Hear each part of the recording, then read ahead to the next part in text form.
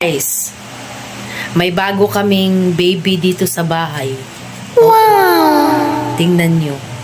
At yung anak ko talaga ay excited talaga niyang pinapatulog yung baby namin. Tingnan nyo, ipapakita ko sa inyo. Tatanungin natin kung tulog na yung baby. Tingnan nyo guys ha. Wait lang. Ayan siya. Nak! Tulog na yung baby? Hindi pa eh.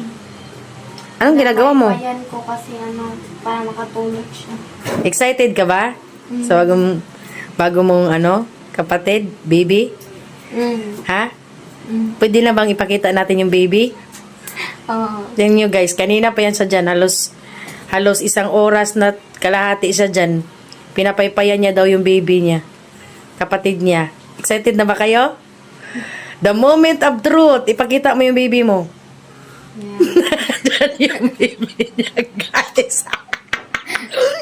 Kanina pa yan siya guys. Hindi kasi pumipikit. Hindi na pumipikit. Guys, hindi na pumipikit.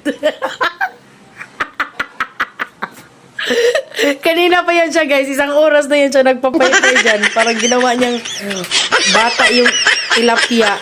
Ginawa niyang baby. It's a prank! Oh, ayan yung baby namin. Oh. Mamaya itabi ko yan sa higaan niya.